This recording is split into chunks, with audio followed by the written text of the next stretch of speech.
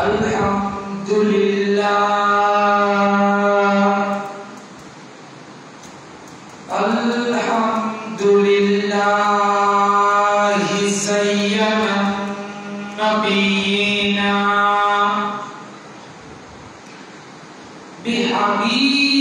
بحبيبه المصطفى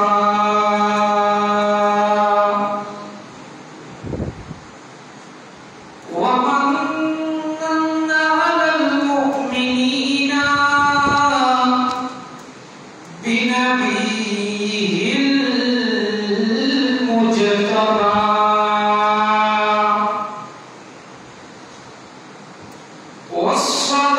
والصلاة والسلام على خير الورى من تحت العرش إلى تحت الثرى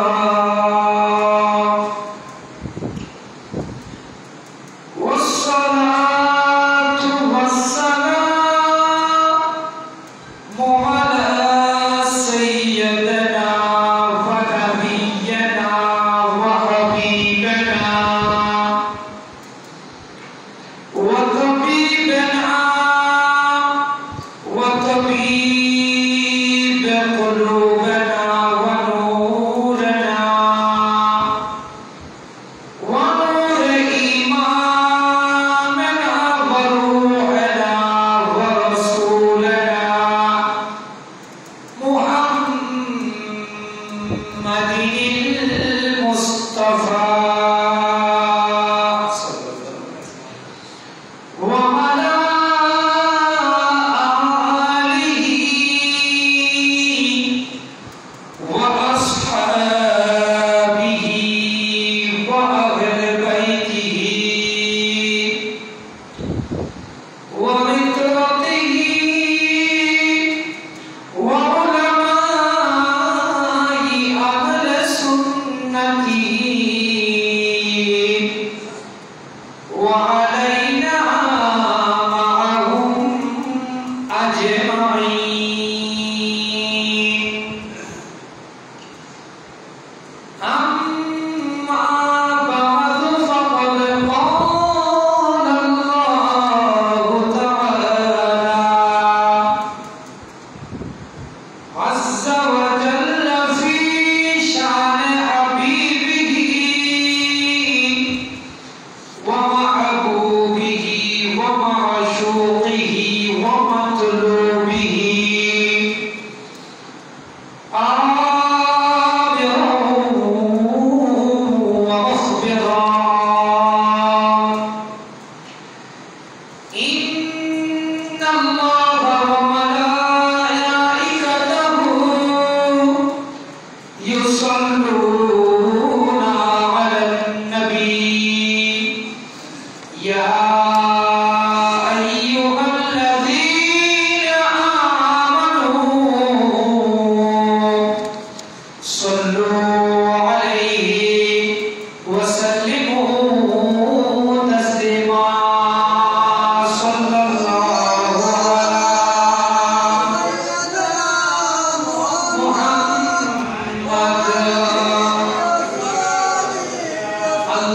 اللهم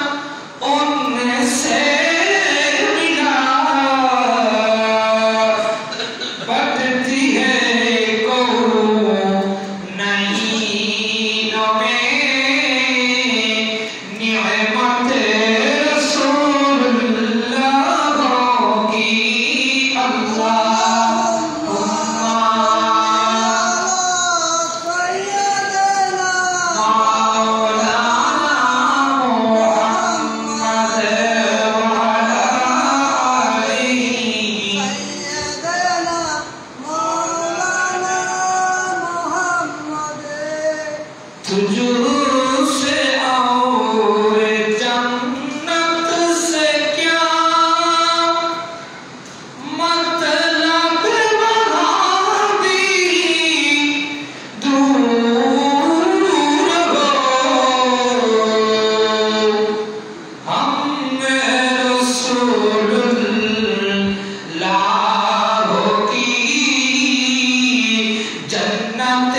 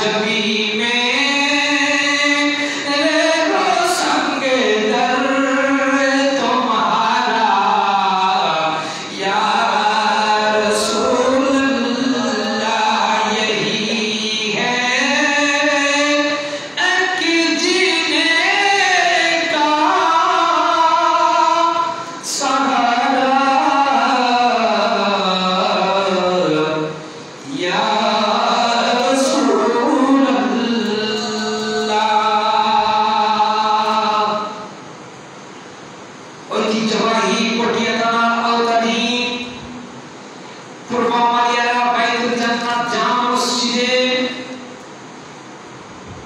যথাসময়ে আগত মুসল্লিনে کرام পর্দানশীল মুসলমান খাওয়াতিনে আযম রাহিমানা ওয়া রাহিমাকুমুল্লাহু তাআলা ফিদ দারাইন আসসালামু আলাইকুম ওয়া রাহমাতুল্লাহি ওয়া বারাকাতুহু। ওয়া আলাইকুম আসসালাম ওয়া রাহমাতুল্লাহি ওয়া বারাকাতুহু। আমরা সর্বপ্রথম ওই মহান সত্তার দরবারে শুকরিয়া জ্ঞাপন করছি যে আল্লাহ আমাদেরকে এতটুকু হায়াত দিয়েছে আজ পর্যন্ত মসজিদে আসা।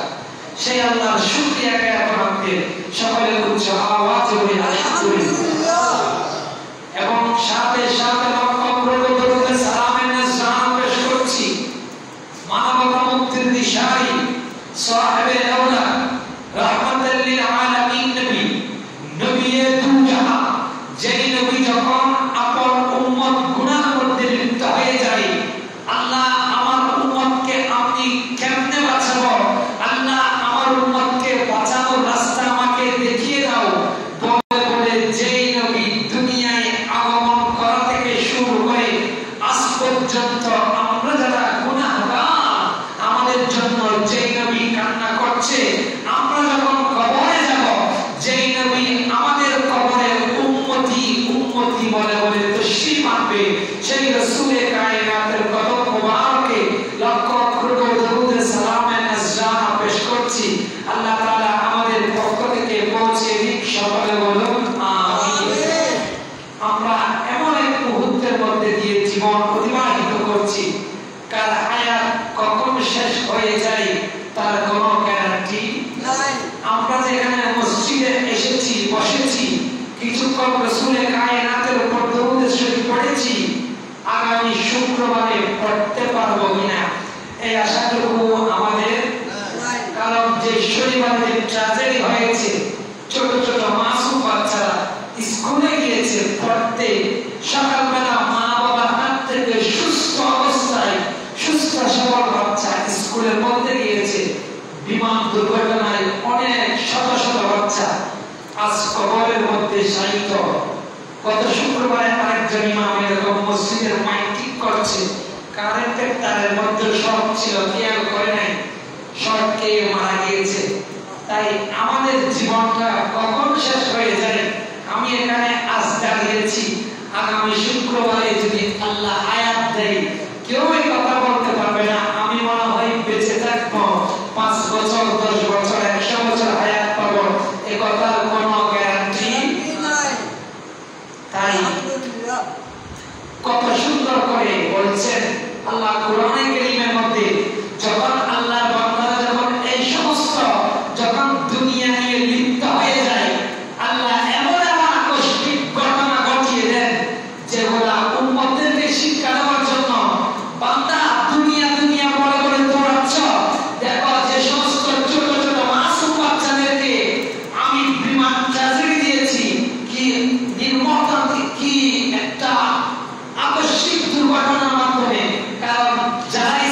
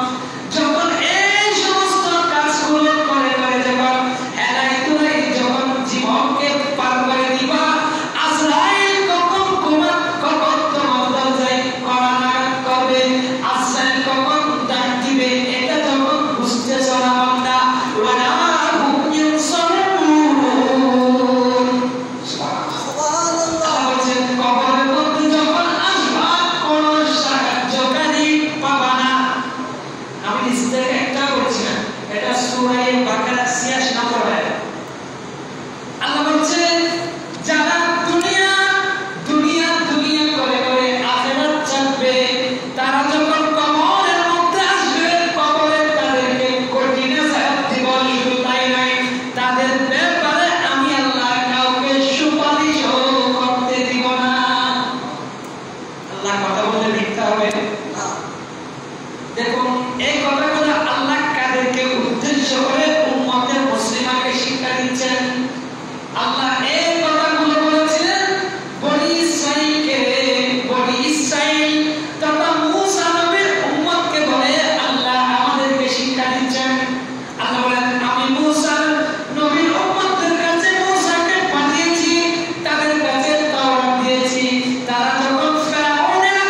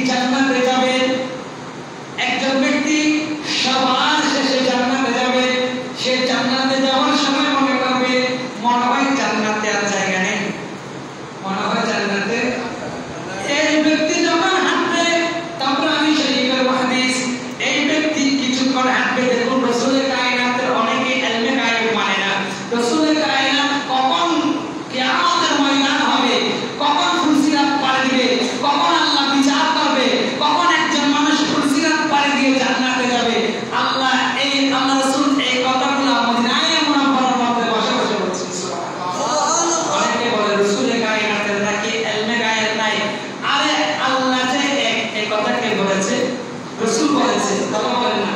আল্লাহ যে একজন, কথা কে বলেছে? রাসূলের কাছে জ্ঞান আছে, আরশে আজিমের মধ্যে আল্লাহ ছাড়া কেউ নাই। রাসূলের কায়নাতের এই জ্ঞানও আছে, সাত আসমানের মধ্যে আল্লাহ ছাড়া কেউ নাই। রাসূলের কায়নাতের কাছে এই জ্ঞান আছে, তাহতাস সারা জিম্মা মাটির সর্বনিম্ন স্তরে এক আল্লাহর হুকুমত চলে। রাসূলের কায়নাতের কাছে এই জ্ঞান আছে, পুরো পৃথিবীর আনাচে কানাচে আর কোনো খোদা নাই। উনি তো রাসূল বলেছে, তাই রাসূল যদি না জানে আল্লাহ এক কথা বিশ্বাস করবেন কিভাবে? কারণ রাসূল তো বলেছে আল্লাহ, রাসূল বলেছে আরশে আজিমের মালিক আল্লাহ, তাহতাস সারার মালিক আল্লাহ, দুনিয়ার মালিক আল্লাহ, জান্নাতের মালিক আল্লাহ, মুসলমানদেরকে জান্নাত দিবে তিনি আল্লাহ। যে সমস্ত মুসলমানরা কাফেররা মুনাফিকরা নেফাকতির কারণে কুফরিয়াতের কারণে যাদেরকে জাহান্নাম দিবে তিনিও আল্লাহ। সুবহানাল্লাহ। যারা বলে রাসূল জানে না, আলিফ বা পড়তে জানে না, রাসূল কোনটা আলিফ কোনটা বা জানে না, তাহলে এদের ইমানে কোনো পরিপূর্ণ কলবে ঢুকে? কারণ আপনি যদি রাসূল না জানে, রাসূল যদি আলিফ বা তাছাড়া কি জিনিস যারা বলে, কারণ শাইখ হওয়া, বড় আমাকুবা করা, মস্ত বড় শরীরের অধিকারী হওয়া এটা বড় বিষয় নয়। অন্তরের মধ্যে হুব্বে মুস্তাফা থাকা, ইশকে মুস্তাফা থাকা, রাসূলের কায়নাতের সত্যিকারের ভালোবাসা থাকা, এটাই হচ্ছে মুসলমানিত্ব। রাসূল না জানলে বললো কিভাবে? আল্লাহ একজন, রাসূল তো দেখেছেন বিনায় সমস্ত কুল কায়নাতের আল্লাহ একজন বলেছেন সুবহানাল্লাহ। রাসূলের কায়নাত বলেন সাহাবীদেরকে, যে ব্যক্তি সর্বশেষ জান্নাতে যাবে ওই ব্যক্তি কিছুক্ষণ হাঁটার পর এরকম করে পড়ে যাবে আমলের কারণে। কারণ আমল যদি, যার আমল যত বেশি, যার ঈমান যত বেশি মজবুত হবে, ওই ব্যক্তি তত তাড়াতাড়ি সিরাত পার হবে। সুবহানাল্লাহ। যে ব্যক্তি সর্বশেষ আল্লাহকে হিসাব নিকাশ দেওয়ার পর জান্নাতের মধ্যে যাওয়ার জন্য রওনা হয়ে যাবে, ওই ব্যক্তি মনে মনে বলবে, মনে হয় জান্নাতে আর জায়গা নেই, কারণ আমি ছাড়া আর তো পিছনে কাউকে দেখছি না। যারা জান্নাতে যাওয়ার জন্য লাইনে দাঁড়িয়েছে, ওই ব্যক্তি যখন কিছুক্ষণ হেঁটে হেঁটে পড়ে যাবে, ওই ব্যক্তি যখন জান্নাতের দরওয়াজায় পৌঁছবে, একটু লেখা নেই, ওই ব্যক্তিটা যখন জান্নাতের দরওয়াজার মধ্যে পৌঁছে যাবে, আল্লাহকে জিজ্ঞেস করবে, আল্লাহর কাছে চাইবে, আল্লাহ আমি কিন্তু কষ্ট করে এসেছি, পানির তৃষ্ণা লাগছে, আল্লাহ পানি খাবো। সুবহানাল্লাহ। কে বলবে? যে ব্যক্তি সর্বশেষ জান্নাতে গিয়েছে সে আল্লাহকে বলবে। জান্নাতের দরওয়াজায় যখন পা রাখবে, জান্নাতে ঢোকার সাথে সাথে ওই ব্যক্তি একটা গাছ দেখবে। কি দেখবে? গাছ দেখে আল্লাহর কাছে ফরিয়াদ করবে। আরেকটা কথা, ওই ব্যক্তি যখন আমল কম হওয়ার কারণে ওই পারে যখন জান্নাতে আসার সময় রাস্তা আটকে দিচ্ছিল, ওই ব্যক্তি আল্লাহর কাছে ফরিয়াদ করলো, আল্লাহ আপনি শুধু আমাকে জান্নাতে প্রবেশ করিয়ে দাও, আপনার কাছে আর কিছু বুঝবো না। সুবহানাল্লাহ। কি বলেছিল? আল্লাহ আমি কিছু বুঝবো না, শুধু আমাকে একটু জান্নাতে প্রবেশ করিয়ে দাও। আল্লাহ যখন ওই ব্যক্তিকে জান্নাতের মধ্যে দরওয়াজার মধ্যে নিয়ে যাবেন, ওই ব্যক্তি জান্নাতের দরওয়াজা থেকে একটা গাছ দেখবে। ওই গাছের পাশে কিছু নহর, একটা দুধের নহর, একটা মধুর নহর, একটা ঠান্ডা পানির নহর। ওই ব্যক্তি আল্লাহর কাছে ফরিয়াদ করবে, আল্লাহ আমি এত বড় রাস্তা, 40 বছরের রাস্তা আল্লাহ ফুলসিরাত পাড়ি দিয়ে এসেছি, আল্লাহ আমার কাছে তৃষ্ণা লেগেছে, পানি খাবো। আল্লাহ আমি দেখছি ওই গাছ থেকে ঝর্ণা থেকে পানি পড়ছে, আল্লাহ আমাকে একটু ওই গাছের কাছে নিয়ে যাও। আল্লাহ বলবে, তুমি না বলছো জান্নাত আসলে আর কিছু বুঝবো না, আল্লাহ শুধু ওই গাছের কাছে যাবো আর কিচ্ছু বুঝবো না। এই ব্যক্তি আল্লাহকে বলবে, আল্লাহ বলবে আচ্ছা ঠিক আছে, ওই গাছের কাছে যাও। যখন ওই ব্যক্তি আল্লাহকে ওয়াদা দিয়ে, আল্লাহকে কথা দিয়ে যখন ওই গাছের কাছে যাবে, কারণ জান্নাত যেটা নয় এটা এক স্থান থেকে আরেক স্থান বেশি সুন্দর। সুবহানাল্লাহ। ওই ব্যক্তি যখন ওই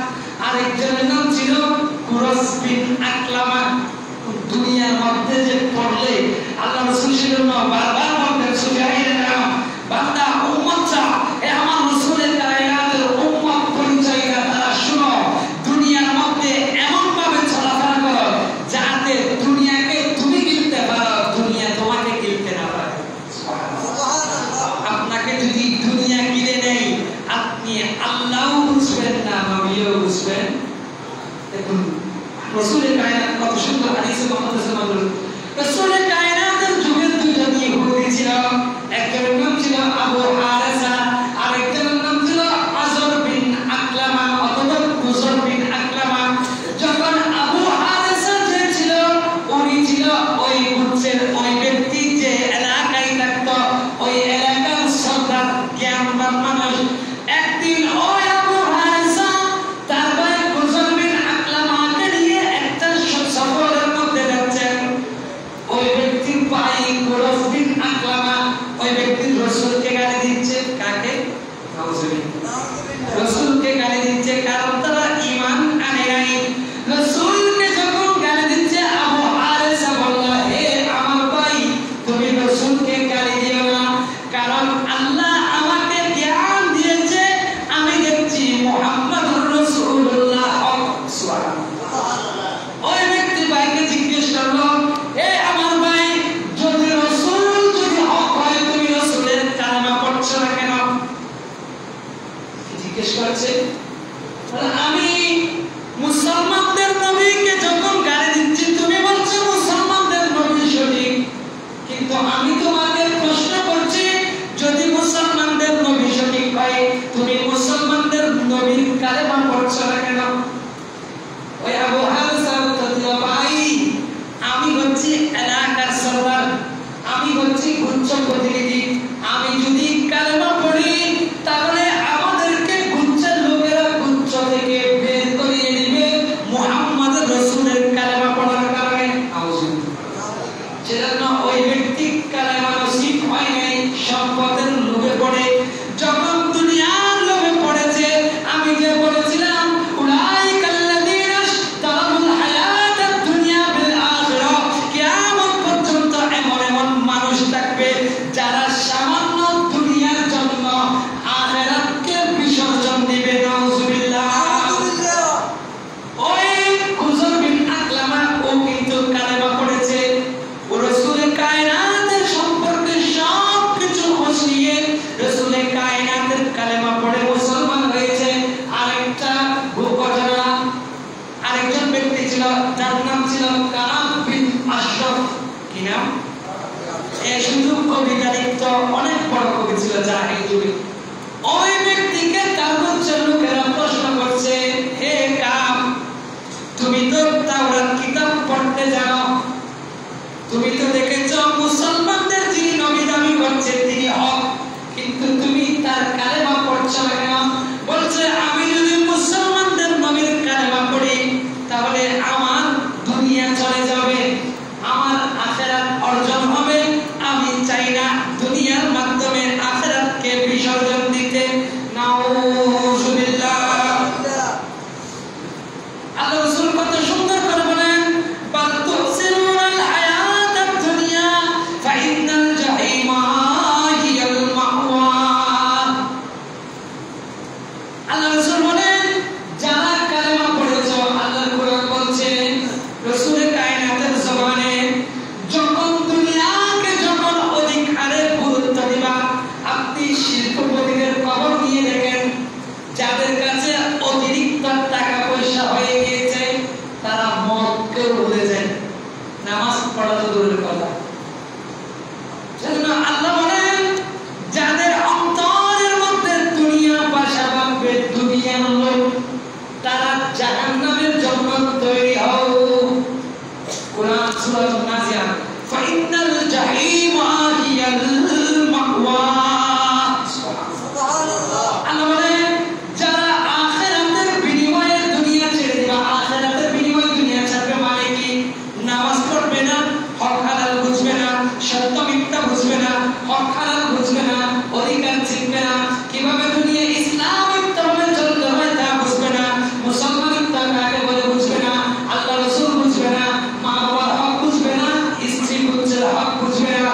নয় নয়, যত হুকুম আহকাম আছে, যখন দুনিয়ার পিছনে যারা দৌড়ায়, কারণ আপনি যখন দুনিয়ার পিছনে দৌড়াবেন, কারণ আপনি যখন মারা যাবেন, সম্পদের মালিকানা আপনি।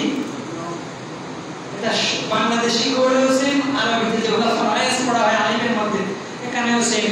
আপনি সম্পদ অর্জন করেছেন, আপনার সম্পদকে 4 ভাগে ভাগ করা হয়। কয় ভাগে? 1 ভাগ দিয়ে আপনার কাফন দাফন, 2 ভাগ দিয়ে আপনার খরচ থাকলে তা পরিশোধ করতে হয়, 3য় ভাগ দিয়ে ওসিয়ত পূরণ করতে হয়, 4র্থ ভাগ দিয়ে আপনার যারা ওয়ারিস হবে, ছেলে মেয়ে নাতি পতি যারা থাকে তাদের মাঝে ভাগ করে দিতে হয়। সম্পদের পিছনে দৌড়ানো মানে আখিরাতকে বিসর্জন করা। শুকরান সালাতু ইয়া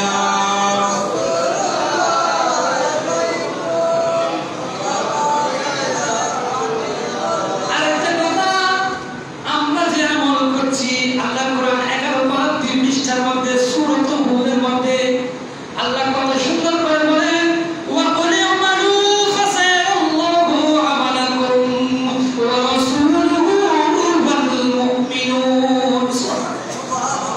আল্লাহ বলেন, ওয়া কুল ইয়া রাসূলুল্লাহ, আপনি আপনার উম্মতদেরকে বলে দিন, ইমালু, ও আমার উম্মতেরা শুনে নাও, ফাসায়াল্লাহু আমালাকুম, উম্মত তোমরা যে আমলগুলো করছো ওগুলো আমি আল্লাহ দেখি। সুবহানাল্লাহ। শুধু আল্লাহ দেখে তাই নয়, কোরআন ওয়া রাসূলুহু, আমরা যে গুনাহ করছি আমাদের এই গুনাহগুলো রাসূলের কাছে পেশ করা হয়। যে রাসূল দুনিয়ায় আগমন করে উম্মতি উম্মতি বলে উম্মতের জন্য কেঁদেছে, আমরা রাসূলের উম্মত পরিচয় দিচ্ছি, গুনাহ করে রাসূলকে কাঁদাচ্ছি। কোরআন ওয়া রাসূলুহু ওয়া কুল ইয়ামালু ফাসায়াল্লাহু আমালাকুম ওয়া রাসূলুহু, আল্লাহ বলছে তোমাদের আমলগুলো আমি আল্লাহ যখন দেখি, এগুলো আমি তোমাদের রাসূলের কাছে, আমার হাবিবের কাছে পেশ করি।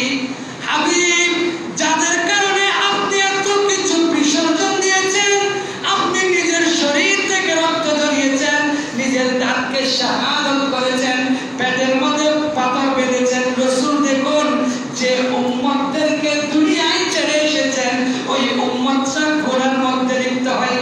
আমরা কেমন উম্মত, যেই নবীকে আমরা আমাদের গুনার জন্য কাটাচ্ছি, সেই রাসূলের শাফাআত আশা করা যাবে? কথা বলেন না একটু।